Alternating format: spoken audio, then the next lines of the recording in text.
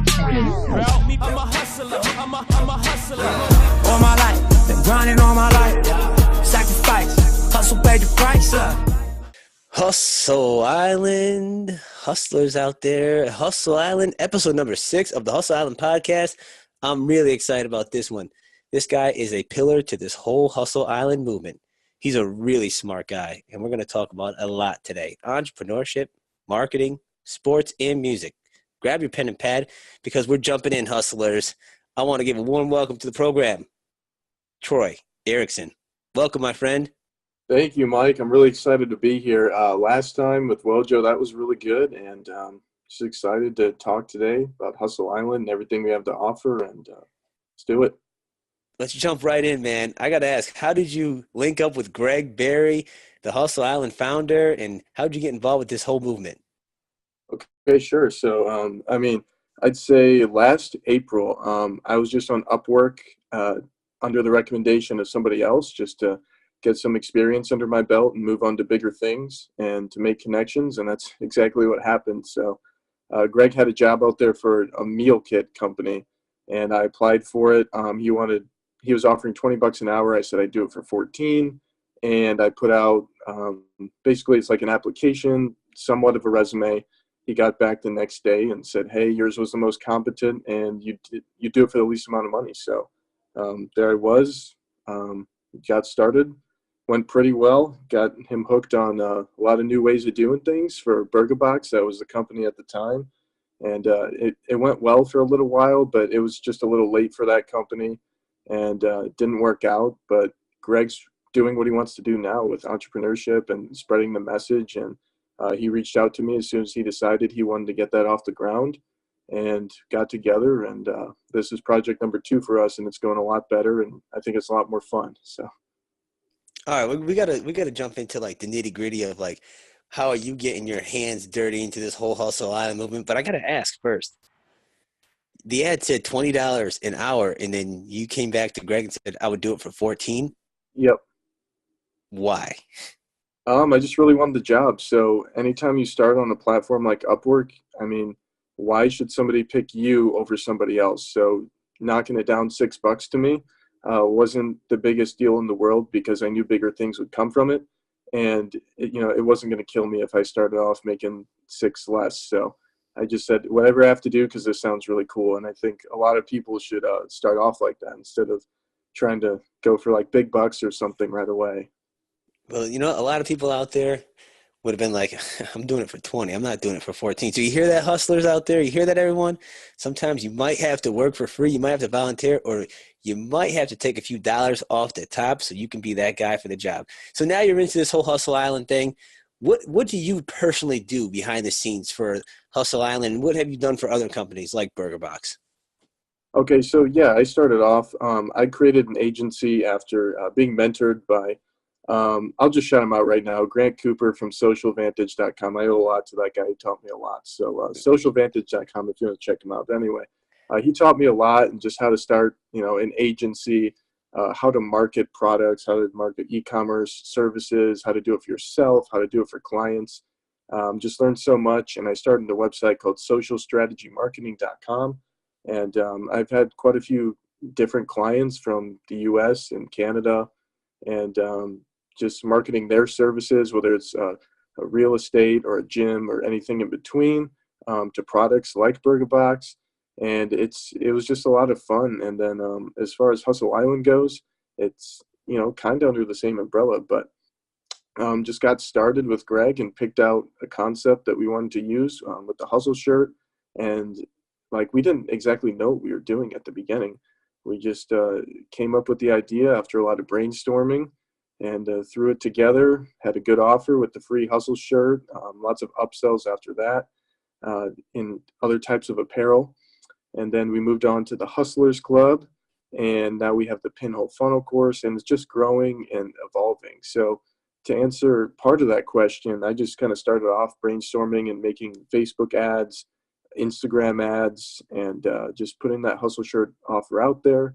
Good copy, good creative, and then we've just really built, our whole social media presence and our marketing strategies and business model from there. So it's it's super complex, but it really grew from nothing because we didn't know what we were doing when we started. Was that fearful, like not knowing what you were doing at the start? I mean, at the end of the day, that's a question for Greg because like Greg was my buddy by that point. So I just said, hey man, whatever I can do to help, I'm good at Facebook ads. Let's jump in and do this. And this shirt is cool. So let's market it and see what happens. And, I didn't think it was too fearful for me. I mean, he's, still the big man behind the whole thing. So I guess it could have been scary at the beginning, but for me, it's like, hey, I'll just jump in and start making ads. And I think it's fun. So what's fun usually isn't fearful.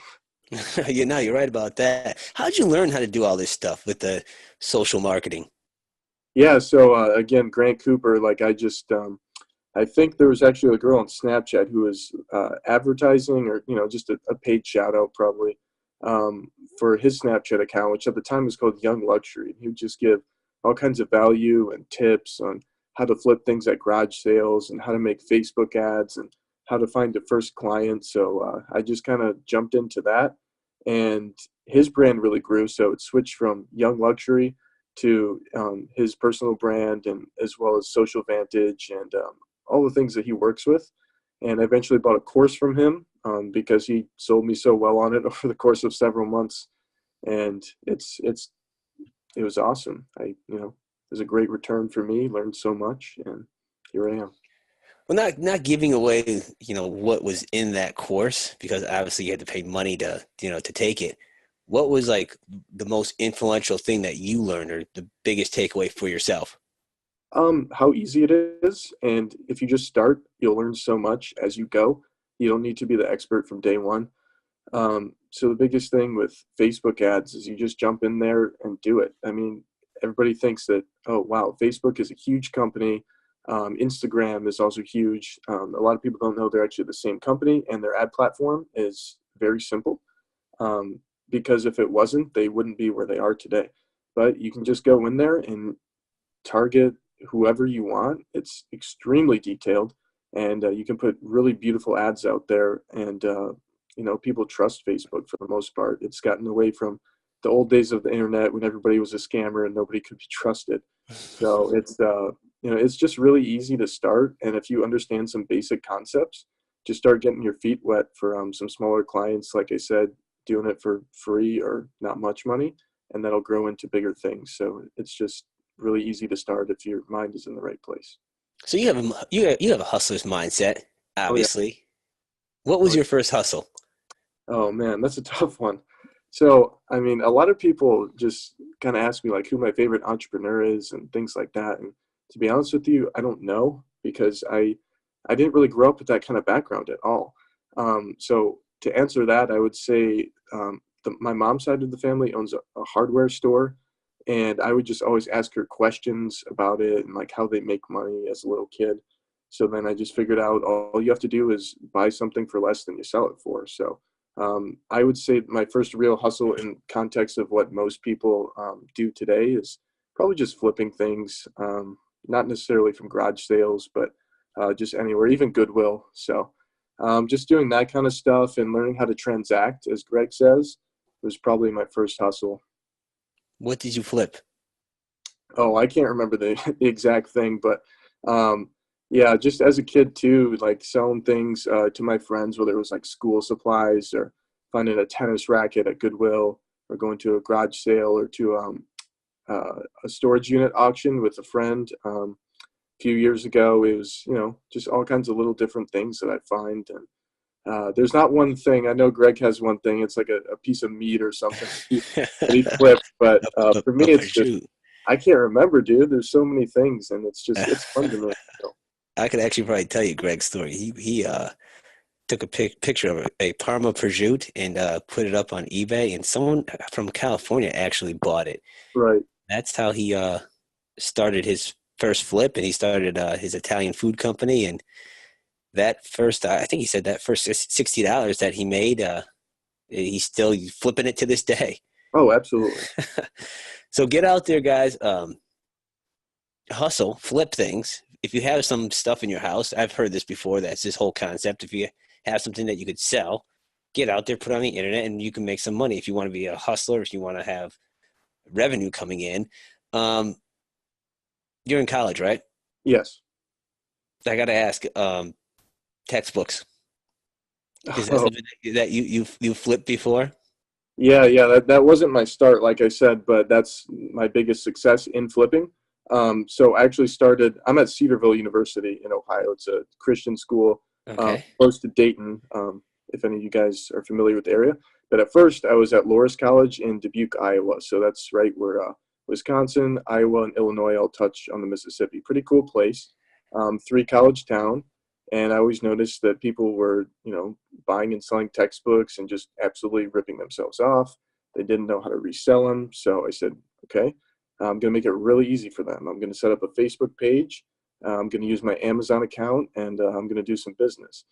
So after I kind of started at my school, offering people, so much money for their books, and I'd buy them and sell them on the internet. I said, okay, I've got a little notoriety now as a textbook guy.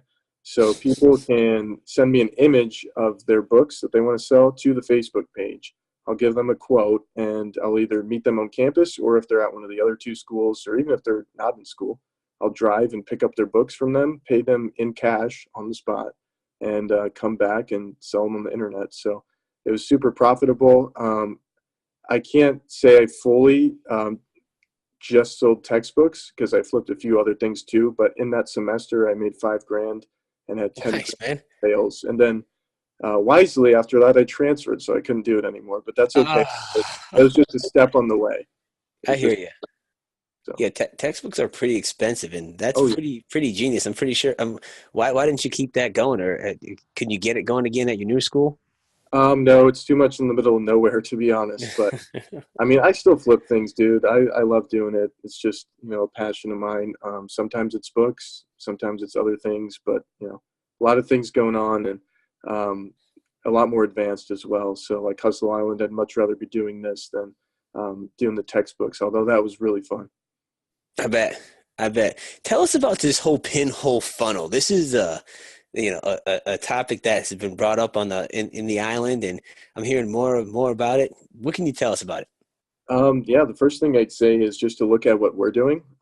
So if you're familiar, which most people listening I'm sure are, we're offering a free Hustle t-shirt, just pay shipping. So, people see that for the first time. They're like, whoa, that's a dope shirt. I'm going to get it. So they sign up, and if they don't get it right away, they'll get an email from us that's like, hey, would you like to see this again? If they don't, that's okay. They'll move on. But for the people that come back, or the people that got it initially, they'll be offered more things from us that are very similar to the shirt, which are obviously more expensive than just paying shipping, and more valuable as well to the customer. So that's kind of the whole concept. It works for a lot of companies. You'll see it on the internet quite a bit, not necessarily just with free plus shipping, although that is popular. There's all kinds of discounts and promotions going on. So that's kind of how it works. You bring people in who are super interested in one thing, and then you show them things that are more valuable that they're also likely interested in.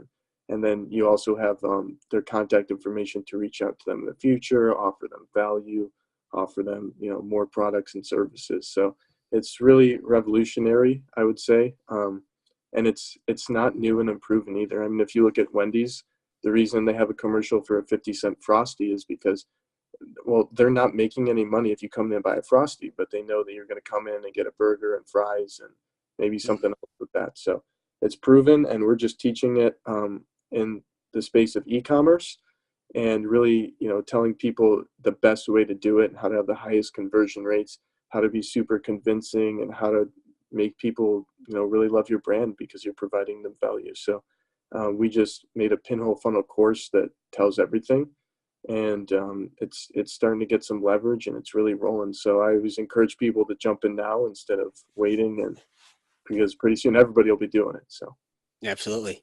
You're a pretty smart guy. So what are you studying in college? marketing. So I'm about to say marketing business. So do you ever sit in any of these classes and just like fully disagree with what the professor is teaching?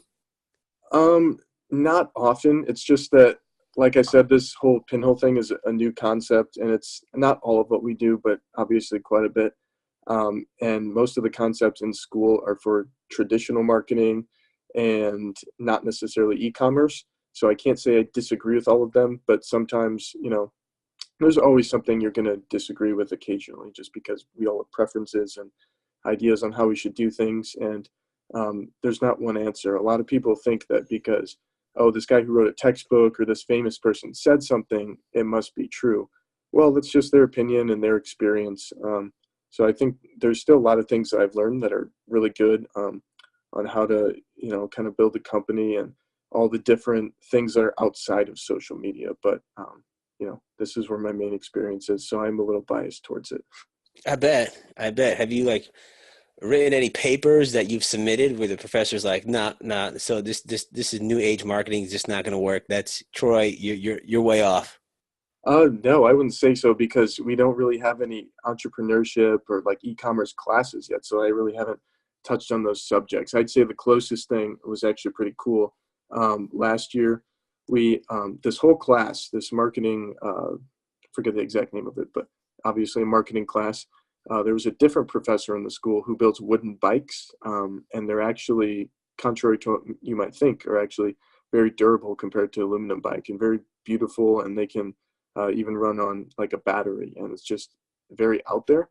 So the whole class revolved around making a marketing strategy for this company, because he wants to sell these on a higher scale. And it was just really cool just to be behind somewhat of a company for the first time, especially for a lot of people, and just build the business. So, and that was very much in the real world instead of social media. So it's been a good balance, and I can't really complain.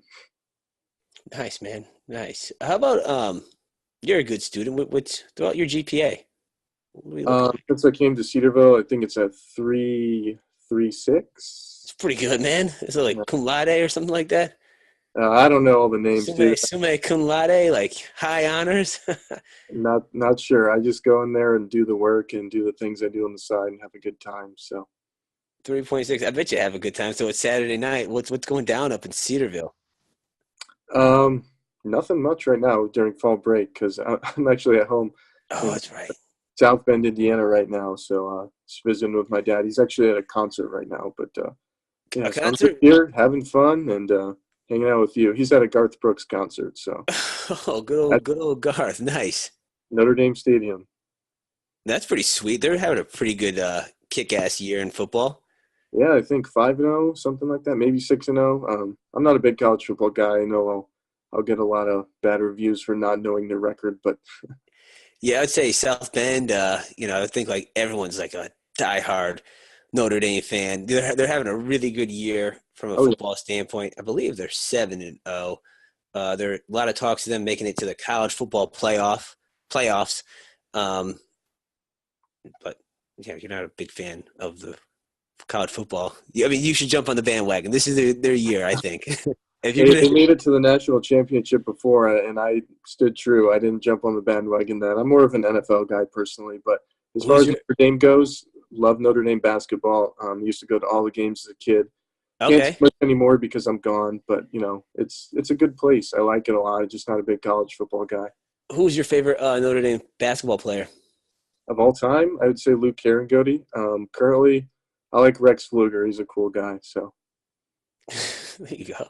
They got a pretty good team. Mike Bray, he always seems to get it done out there in the ACC. They always they figure out a way to get their yeah, teams to play yeah, hard. They get these recruits, and I don't think people question him. They're just like, I'm not really sure, and they end up being really good players for them.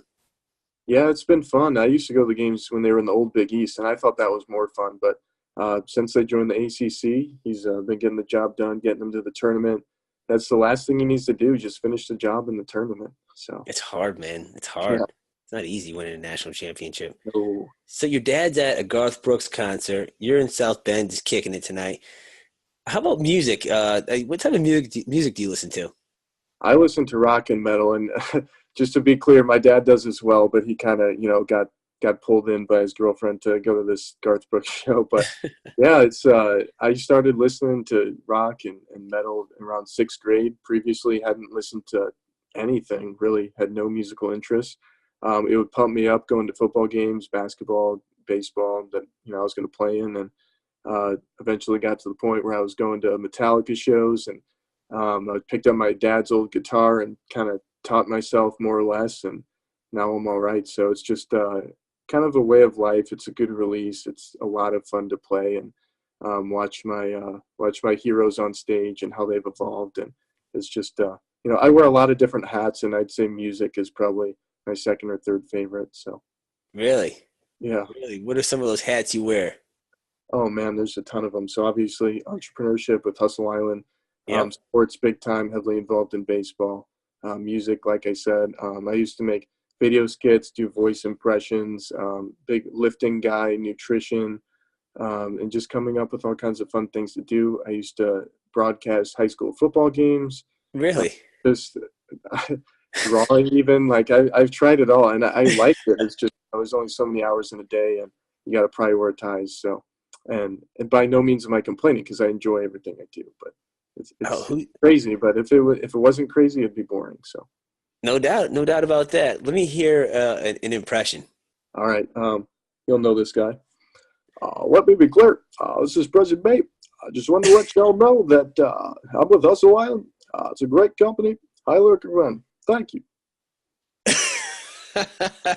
Not perfect there at the end. That was classic. Is that little Obama right there? Yeah, man. That's nice, man. I just find people that, I don't know, like some voices are easier than others, and I think his was just really easy. Another thing too, like I've always been a big YouTube guy, and Alpha Cat on YouTube, Iman Crossan, I think is how you say his name. He was the Obama guy on YouTube for years, and I just loved his videos and his parodies. So I learned it by watching him rather than actually watching Obama himself. So it's just, Wow. Throw a little Obama out there, huh? yeah. I don't think I can do an Obama. I really don't. Nah. It takes I don't practice, think believe me. I bet anything with that voiceover takes practice. You know how it goes. How about baseball, man? You're a baseball guy. Yeah, absolutely. So I actually just finished up my playing career at Cedarville, and this year I'll be on the coaching staff as a student assistant pitching coach. That'll be my title Nice, man. this year. Congratulations. So thank you. I'm just kind of really looking forward to working with a bunch of guys like on the mental side of the game, the mechanical side, video analysis. That's kind of been my thing. I'm a very analytical guy in that sense. I kind of got that from my dad, just being very analytical, but at the same time I'm really creative. So in baseball, it kind of works out to the analytical side. So I think that's a good role. So you were a pitcher? Yeah. I just finished up as a pitcher, and I played D2 ball at Cedarville. Nice. And a lot of fun. Just even from being a little kid, man, looking back on all of it, it's just extremely fun. And I still throw, I still pitch. I try to just get as good as I can because it's fun, and I enjoy the process of trying to be good. So. How fast can you throw? Fastest I ever threw a ball was 86. So 86 miles per hour. That's some gas. Yeah, it was a one pitch. Early in the summer, I was at like 84 consistently. So that's pretty good. That's some heat. Yeah, those are kind of my personal records. But what was your go-to pitch? Like breaking ball, curveball? Two-seam fastball is pretty nasty for a while. So it's if you're a right-handed hitter, it'll come in on your hands and it'll sink, and it's fast and it's late. So I mean, it's just all about reaction time, and it's going to be somewhere where you didn't think it was, and it's like, oh, it's hard to hit. How's the transition going from being a player to now being a student coach and going over to the coaching side of things? Honestly, I haven't started it yet as far as working, with our main pitching coach and our team. But I don't think it's too hard because, as with anything in life, I think you should be your own best coach. So, not in an egotistical way, but I'm a genius when it comes to like looking at video and breaking down mechanics or figuring out what pitch to throw in a certain situation. And I've always known that I could have a spot in coaching. So this will be really fun to really take up an official position for the first time. Give me a scenario with that. So, like, 2 balls, 2 strikes, what type of pitch are you going to throw? And he's a righty home run hitter. Home run hitter? Yeah, that's a good question, too. Just because pitching is all about reading and learning as you go. So based on the pitches that you threw him before and what kind of swing he got on it and how hard he hit it, was it, foul or straight back or to the right side? But for me, and like what kind of look he's getting at all the pitches I've thrown so far. But for me, I always like to go back to my strongest one, the two seam, but a little slider down the way, depending on the guy, it could work out. So. Do you ever get like pissed at the catcher when they throw a sign out there saying like, all right, we want the curveball, but you want to throw the 2-finger seam fastball, and he's like, no, curveball. Most of my career, I was pretty free to call my own pitches, and you have final say when you're on the mound. So, but sometimes your coach is calling, and you just got to throw it. I mean, if you throw it well and you execute, odds are something good will happen. Sometimes it doesn't work out that way, but when it doesn't work out that way, do you get pissed at your coach? Because pitching is so mental. Yeah, I mean, it's definitely mental. You can't get pissed at him for one call, because a lot of times it's on you for not executing, and sometimes you do make a good pitch and the guy just hits it, and it's like hats off to him. Like, I've thrown some really good pitches in my career, and the guy just hits it, and I'm like, wow, that didn't expect that to happen. But. No doubt. How has being a student athlete and playing baseball helped you in other areas of your life?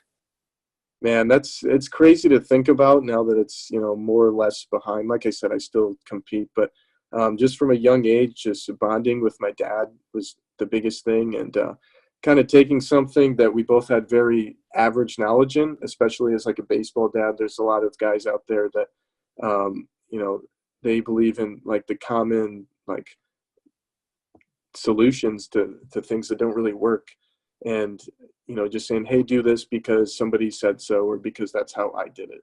And we kind of came together when I was 12 or 13 years old and said like, hey, I want to be really good at this, I want to play in college, let's step it up. So we found some people that knew what they were talking about. A lot of it was coaching on the internet, kind of like what Hustle Island does, but for baseball. And we figured out the best way to do things and what changes to make. And it's just been super fun, just the whole process of the last even 10 years, just working super hard and just hitting the weight room and looking at my pitching mechanics on video, and going out there and playing catch and, trying to throw hard and doing all the thousands of things that add up to, make you successful. And it's just instilled a ton of work ethic. I know it sounds cliche, but I'm probably the hardest worker that I know, and I'm very honest with myself. So I don't think there's anybody that works harder than me, to be quite honest. So it's very fun. So that's what's kept me going. And work ethic, I would say, is the biggest thing. Attention to detail, and doing something till you can't get it wrong instead of getting it right the first time. Yeah, you kind of see that in athletes, that discipline, that attention to details, and just like I think you hit it right on the head with the process and just doing things a certain way. I think it really all comes back down to that discipline. Adversity that you faced, either pitching on the mound or in your life, how has that helped you in terms of kind of getting into this whole entrepreneur stuff and being a part of Hustle Island?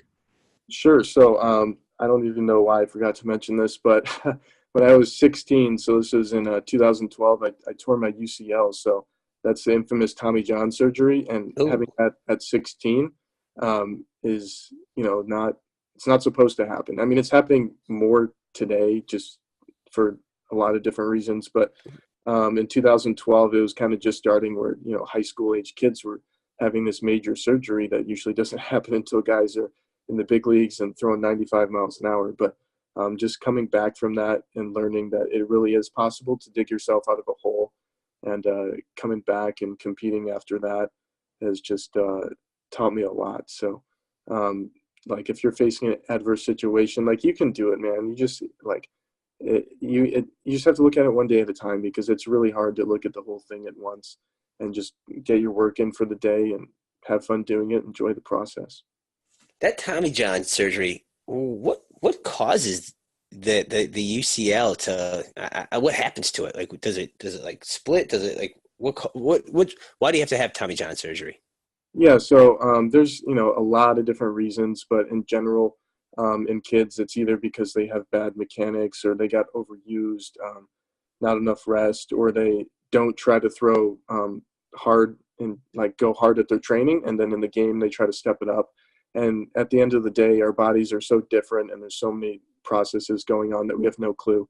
It's tough to pinpoint one thing, but those are some of the common ones. But just from the process of your arm and your shoulder externally rotating and moving so quick with these ball speeds, there's just a lot of torque and pressure that it can tear. Just being a ligament that's holding things together. It's just, as with anything, like things break when there's enough tension put on them. So UCL reconstruction, Tommy John, is basically they cut your arm open, kind of dig out the bad parts of the UCL, drill 2 holes through the bone, and then they take your palmaris tendon, which is in your wrist, or there's one in your leg somewhere that they can also use, or they can use a cadaver, and then weave it through those 2 holes like a figure 8, and maybe do a couple other things, but then they patch it up, and then the recovery process is a year long, and it kind of becomes another UCL again. Wow, a year long recovery process. Yeah, it's crazy. Yeah, you got to exercise some patience with Yeah, that one, definitely, because just you can't really do anything right away, and then as soon as your rehab starts, you're using 1-pound weights, which is pretty humiliating at first. And once the splint and the cast come off, your arm is atrophied so much. Additionally, you couldn't do any other exercise, so your whole body is getting weaker. And after about 4 months is kind of when they first trust you to start doing any kind of workout at all. And it's almost like relearning the skill physically and mentally and with your whole body, not just your arms. So, and then just getting physically stronger too. It's so much to that, and it's crazy. I was gonna say, like, mentally, that's got to screw you up a little bit. Like, did you ever have any thoughts of just quitting baseball? No, I've never had a thought of quitting, just because it's who I am and the work ethic. And still to this day, in the back of my head, it's like, hey, I want to pitch in Major League Baseball. So, and a lot of people are like, yeah, okay. It's like, well, I don't care what they think, but mentally, it's crazy, because it's like the last time you threw a ball, it was the worst pain you've ever felt, and popping and like tingling all the way up the arm. And so it's pretty humbling to try and learn how to throw again and trust yourself. And there were definitely times throughout my career, even years later, where you just kind of get in a bad spot mentally, and you don't trust it. And there's a lot of subconscious things going on, and it can be a mental wreck for some guys. So I bet. I can only imagine. Now, let's throw on another hat that you threw out there. Nutrition? Yes. Yep. Touch on that. What do you got for me? Okay, so yeah, my sophomore year, at the end of the year, I was told that I probably wasn't going to be good enough to make the team my junior year. So I said, okay. And I went to this place in Massachusetts called Cressy Sports Performance, and just learned so much about lifting and nutrition and pitching, and came back my junior year and just did phenomenal. And it was, a lot of fun just learning about how the body performs and exactly what lifts are going to help me pitching, just because of all the mechanical variations and how the body works. It's literally a machine, and you're just trying to fine tune it, with training the right way and eating the right way. So it's a lot of fun. I still enjoy that a lot. And I also like Tom Brady's book as well. There's a lot of good stuff in there to learn. So TB12. It's fun. Yeah. Tom Brady, the guy's like 40 years old, still slinging that football around. They're going to win another Super Bowl too, by the way. At least, maybe two. I don't know if you're a Patriots fan, but I am. Oh, yeah. I'm a New Englander, so I love the Patriots, and I think they're going to get it rolling. Are you a Patriots fan? Absolutely. I got kind of lucky, though. I mean, everybody around here is a Colts or a Bears fan, and I can't say those teams are good. So my dad somehow ended up being a Pats fan when he was a kid, when they sucked. And it's kind of carried over, and fortunately they're good, and the greatest quarterback of all time, not just because he's good, but because all the stuff he does behind the scenes, and that's really inspired me and been one of my biggest influences. Yeah, man, greatest player and greatest coach, Bill Belichick. Yeah, And Definitely. Bill, we trust. He is getting it done. They're both getting it done together. And I'm telling you, they're going to win another Super Bowl. So Oh in yeah. terms of like nutrition in your diet, what's your diet consist of nowadays? Okay, so I mean, I guess the better answer to that would be to tell you what changed. So, just looking at what my parents bought, I'd just eat that when I was at home, and there's a lot of processed stuff, chips, crackers, granola bars, and then maybe like some frozen meals, stuff that just like wasn't cooked and wasn't totally true to everything that's in it. So I mean, there's just so many additives and things in food, and just so many things that most people don't know because it's just not clear. The information's not out there, and it looks kind of good, but at the end of the day, there's just a lot of stuff in it that's not good for you. So if you can just go to Walmart or wherever you shop at and get some meat and cook it yourself, make sure you get your veggies as well, and get some good carbs in there. You want to make sure you're getting carbs from things like fruit instead of like white bread or something. Like wheat's not bad, but and then also some healthy fats coming from, like, let's say guacamole, different things like that. So if you have your carbs, your healthy fats, your protein, and your vegetables, and it's prepared freshly, and you're cooking instead of getting it from like the frozen section or having it fried, you're going to be pretty well off. Yeah, the diet is the key. They say that all the time. And they say everything in moderation. I am a vegetarian, pescatarian. So I don't eat any meat. I eat fish. And I'm actually probably about a year now that I've been on this diet. And this is the best I've felt in a long time. And I've tried it a couple times into trying to become a vegetarian and pescatarian, and I failed. And it was mental. I just couldn't do it. I couldn't get over that hurdle. And one day it just kind of stuck. And a year later, here I am, and I feel phenomenal. I've actually put on like really good weight. I was probably at the time when I was eating meat still, probably weighed around like 168, 170. Now I'm up to 180, but it's like lean muscle. I feel a lot better energy wise. Like I got a ton of energy, and it's crazy how like just something as simple as changing my diet and just eating whole foods, organic foods, and just eliminating meat and processed foods. I used to eat a lot of sugar, man. Trust me, I love sugar. I love donuts, love pancakes and all that good stuff. But I knew I had to eliminate that stuff from my diet. And making that change has changed me tremendously from a mental standpoint and physical standpoint. I just feel like really good. Yeah, it's honestly pretty easy, if you know what you're doing. I think the biggest thing that's missing is information, because if you eat right, you're gonna feel better. And personally, being so young, I can't really attest to that because when I started eating healthier, I'm still young, so I didn't really feel the repercussions of that yet. But as you get older, and if you start, and if you're not eating well and you start eating well, it's you can definitely notice the difference. But yeah, that's awesome, man. A full year of just feeling better, and like, Yeah, man, the want to whole let people year. know I'm not that. that old, too. I'm not Yeah, that well, old. I'm I'm not saying you're older old, than you. but I thought you were like insinuating that I'm old. I'm like, you trying to say yeah, out there that I'm old? Yeah, I'm older than you, but I'm not that old. yeah. So I started at the age of 20, though. So I'm saying, like, when you're I know. 20, you probably don't feel, like some of the things that's the problems that's going to cause later. But I would Yeah, say maybe like 25 to 30 is probably the cutoff when you'd notice a difference if you changed your diet. yeah. That'll be, I tell you what, the bounce back and the recovery of like some things that you can do at the age of 20 and 22 is a lot different than at the age of 35 the, and one 36. other tidbit that I think might help people as well is just muscle pliability. Tom Brady talks a lot about this, but as you get older, your muscles get stiffer, and that's one of the things that makes you like feel really bad in the morning. Not just like, oh, my bones ache, or the things that people say, but just getting a foam roller and picking up maybe a copy of Tom's book, or just looking up something online on how to roll out. It really just takes your muscles and turns them from an old stiff rubber band into a new one that's nice and loose, and it can really make you feel phenomenal. So You want to know? I foam roll a lot. I also I take a lacrosse ball oh and yeah. I put it on the floor and I roll out the bottom of my feet, and that does Ooh. wonders. Just not only for your foot but for like other muscles in your leg. I highly recommend it out there.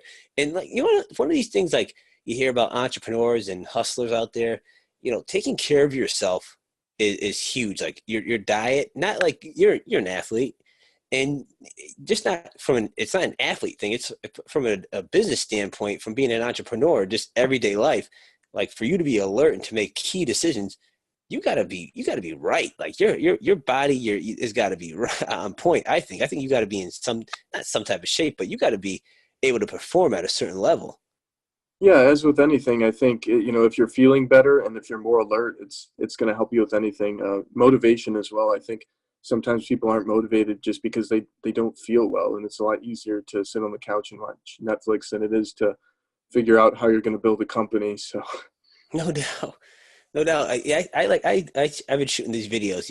I don't know if you saw on the Hustle Island Greg's challenge, the 100-day videos, 100 days of shooting videos, and I actually started doing that. And one video I did the other day was, be the CEO of your life, and I think that like kind of falls into that whole bubble of, just hey, taking care of yourself, and so you can be alert. So you're not sluggish at work, or you're not sluggish after a full day of work. And if you're an entrepreneur and you're trying to build your company when you have to work off hours, I don't know, 8, 9, 10 at midnight, and so you could still perform at a high level. So I just think diet, living a certain lifestyle is key. Sometimes we burn the candle at both ends of the wick, and we just don't take care of ourselves, or we just eat food that's just not healthy for us, like the processed foods. Like that's not the right fuel that you need. right, and just being able to go out there and perform and see how much you can do in a day, and then recharge and get back at it. And good habits, like they build up. So to anybody out there who's struggling with getting started and they think they're too far behind, like it's really not hard. Just like reach out to me if you want on Instagram, Yoso Troy. DM me. I don't care what it's about, but I'll advise you, tell you what to eat or how to foam roll, or what to look for at the grocery store that's not expensive. And like just get started, because I mean, if I can make somebody feel better to the point where they can start doing some things they want with their life, like that's awesome. I get more enjoyment out of that than a lot of other things. So Yeah, that comes back down to like that discipline. Like you don't have to like jump like fully in. Like just take oh yeah, baby steps. Like eliminate a few things from your life. So if you're, and there are other things in your life that you could be doing that are bad, but if you just have that discipline to say like, oh, I'm going to cut out sugar, and you can do it. You don't have to do it all. They cut out a little bit at a time. Instead of eating, I don't know, a honey bun, be like, I'm going to eat some fruit. Find those substitutes. right. But it's baby steps. Just don't think like, oh, I got to have it all at once. And if you don't see results, be like, the hell with this. I'm just going to go back to my old ways. It's just that patience. That's what it comes down to.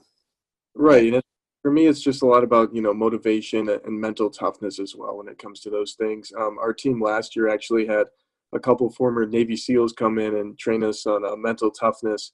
Nice. It's called Stonewall Solutions. They do it for businesses as well as high school and college athletic teams. But, there's so many things you learn, and it's so awesome. And I think SEAL Team Build is his Twitter handle if anybody wants to go and get like the daily, motivation tweets he puts out there. But the basic concept is like, if something happened in your past, or if something bad happens to you that you can't control, don't feel bad about it, because it's either over or you can't control it. So the next best thing you can do is what you should focus on. Like, what's my next step to get out of this? It doesn't matter if I messed up in the past. It doesn't matter if some uncontrollable force screwed me over. The only thing I care about is my next move. So that's because if you aren't focused on that, or if you're pissed off that something happened to you, you're missing the opportunity to make your next move. So I think that applies to so many things, and I was pretty happy that we worked with them. Boom. Navy SEALs. I love that. Yeah. I like that. You ever read any Navy SEALs books? No, but I probably should. Yeah, there's a few good books out there. Jocko Willenick, I think that's his name. He's got some good stuff out there. He's a ex-Navy SEAL, hardcore guy. Talks about a lot of different. He gets up like every day at 4:30 in the morning and he works out, and that just goes back to that like SEALs training, and where he gets up early and having that discipline. That's just getting up early is a discipline thing. Like making your bed every day, that's a discipline thing. What I find in doing these videos for Greg, it's not like the content, it's finding the time to do the video. Like I've been doing like 30-day challenges, and this 100-day, like that's like you're like 100 days. Like people probably like, what? It's not that hard, to shoot a 1 minute, 2 minute video. It's getting past your fears and just doing that act every day. And by doing that act, that video actually has really, I've seen just a lot of changes in my life. It's helped me out tremendously. And things start happening once you act, you see momentum and you see changes. Not Yeah, I just in love terms that. of Oh, not just in terms of just doing the videos, but like just in other areas, you're like, wow, like I found the time to do this, and it's just creating discipline in different areas of my life. So yeah, the best thing you can do just in life in general is document yourself, like track your progress. Like if you were trying to build a business and you didn't track your progress, like what would happen? You would just be like run around like a chicken with your head cut off. And I think one of the best things about today's society is if you have a smartphone, you can literally document every day of your life. That's something that we haven't been able to do until 5 or 10 years ago. And if you're worried about space on your phone, download Snapchat. They have memories. It's pretty much unlimited storage. You can make videos talking to yourself every day about what you did well, what you didn't do well, and what you need to change. Or you can just grab a pen and paper if you don't have a phone and write it down. I do those. So just tracking progress will really help you find out what you need to do to be better at whatever. Troy Erickson, Hustle Island's own, dropping some gems, dropping some nuggets.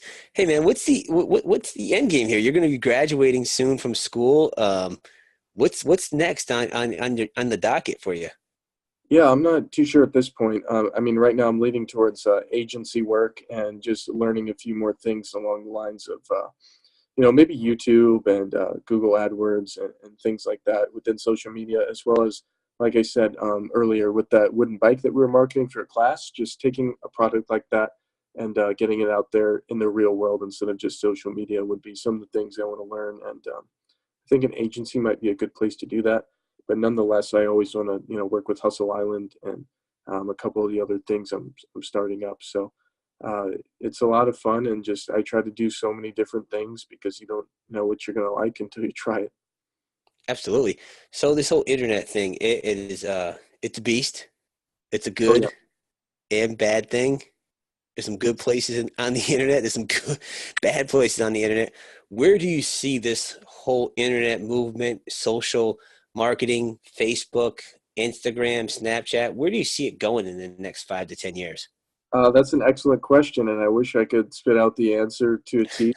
But at the end of the day, even 5 years ago, like nobody would have ever guessed that we'd be where we're at right now with the internet.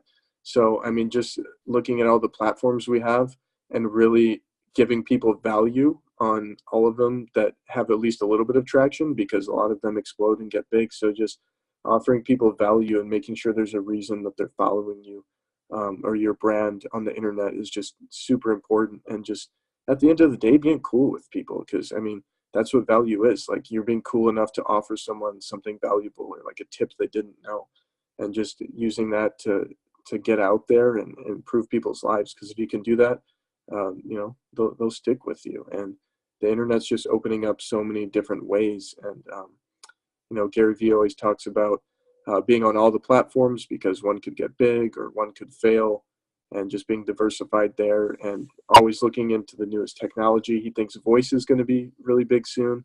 So at the end of the day, no one knows what tomorrow is going to look like with the internet, but there's just so many opportunities out there. And your cell phone, a lot of people say like, hey, you shouldn't spend time on your phone.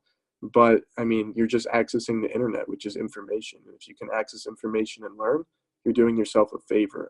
As far as the bad things on the internet, that just goes back to the discipline that we were talking about 5 or 10 minutes ago. So just stick to learning. And I don't care if you're on your phone like 50% of the day. That's fine because you're learning.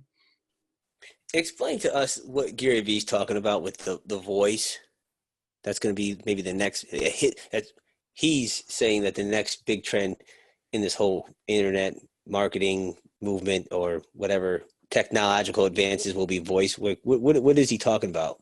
Sure, I'm not going to put words in his mouth because I haven't looked too much into it yet. But basically, building on top of things like Siri and just um, letting Alexa. letting the capabilities like really increase instead of like, hey Siri, I hope I don't trigger my phone by saying this, but anyway. So you ask Siri a question, and half the time, like, she'll give you a decent answer, and the other half, she's super confused.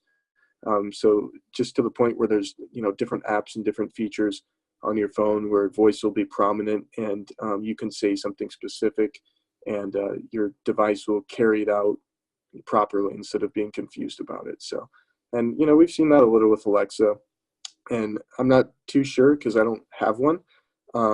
Gary likes it because it's a good reminder to put one in your bathroom. So like you're in there in the morning and you come up with a great idea, ask it to write down what you said, because I think a lot of people just in general don't write down their ideas and they forget. So side note, write down your ideas. Otherwise, like, they might be gone in 5 seconds. But anyway, just voice and integrating it with our day-to-day life, and also expanding on things like, what Siri and Alexa do.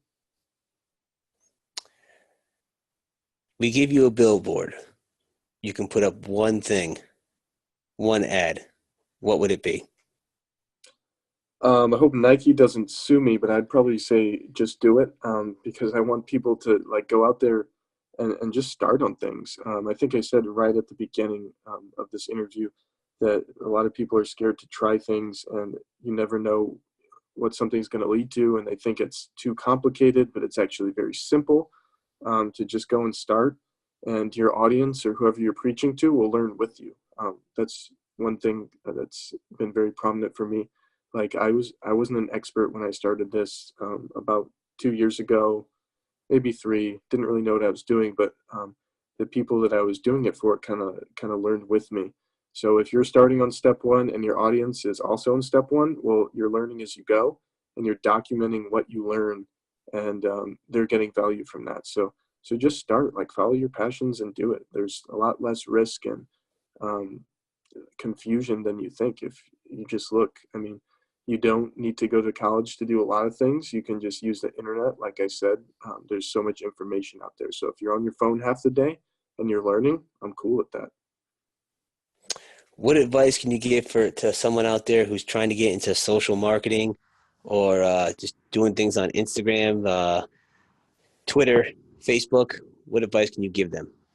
Hit me up. I'll show you the ropes. So I like that. We're going to hit you up. a lot of people do that with Hustle Island too. And like I said, just giving people value, like we help them out, because everybody has a little different variation of what they want to do with social media. But if you just want to keep it generic as far as starting an agency, just like learn about what it is that you're trying to market. So for example, I'd say the biggest tip I've learned with Facebook ads, everybody pay attention, is that you have to have detailed targeting. So instead of targeting things, for example, if you're like, instead of targeting baseball, if you have like a baseball product, you want to find like players and coaches that are like kind of famous, but not too big to the point where they have a celebrity status, like Alex Rodriguez. Maybe you could do like a Carlos Correa, who's only been playing for a few years, and a lot of people like him. Or you find like baseball products and the names of them, or you find like baseball websites, baseball conferences, different things like that only baseball fans would know about. And not just targeting, but also maybe reaching out to people who use that website, and just making sure you're doing your homework and finding the right people that want your product. And secondarily, once you know who your audience is, just make sure you give them a great offer, because a lot of people start even Shopify stores and it's like, hey, here's a 20% coupon. Well, everybody does that. I mean, I'm going to offer you a free Hustle shirt at Hustle Island. Like, you can't beat that. I'm going to give you 30 seconds to give out any message that you want to give to everyone out there, to the Hustle Island group, the Hustle Island community. Here's your platform. Here you go, Troy. Give them a message. I'm going to be mad at you guys if you don't follow your passions and start today. Like, that is your homework. Just go out there, and if you need help, consult the internet. And if you don't know where to start, message me, DM me, YoSoyTroy on Instagram, and I will help you out. So I just want you guys to start and follow your passions, because if you fail at it, so what? There's more things you can do. And if you love the process of trying to build something, that's awesome. Just, follow it, chase it every day, and don't view success as the end game. Because if you love the process, and, treat it with respect. Success will be your end game at some point. Boom. There you have it. Hustle Island's own Troy Ericson. Troy, let the people know where they can find you. Yeah, like I said, Yosoy Troy on Instagram. I think Twitter, which I don't use as much, is Yosoy Troy 12. Hustle Island, I'm in there a lot. So Troy at socialstrategymarketing.com is my email. Just reach out, guys. Like, a lot of times we're put on a pedestal for being entrepreneurs, but I'm just a normal dude. Like, reach out. I want to be your friend. I'm not Gary Vee where I'm way above everybody else. Greg preaches that a lot too. So just reach out, man. There you have it, hustlers, Hustle Island. Reach out. That's all you have to do. We're all normal people. All you have to do is send a quick note, a quick text, and we'll get back to you. That's, I'm open to everyone too. Like, hey, reach out to me as well. If you need advice, you need help, or if you just want to talk, if you want to get on this podcast, let me know. Troy hit me up, and I don't know, 24 hours later, we were jumping on, and now we're exactly. It's doing really podcast. simple, guys. It's easy. Super simple. Well, Troy, thanks for joining us, man. I appreciate it. Hustle Island, real hustlers, real stories. This is episode number 6. It's in the books. Troy, thanks for joining us, man. Enjoy the rest of your weekend. Get out there and continue to hustle, my friend. Thank you so much, Mike. Appreciate it. No problem, man. Thanks for joining us. Yep, thank you. We'll see you guys next time.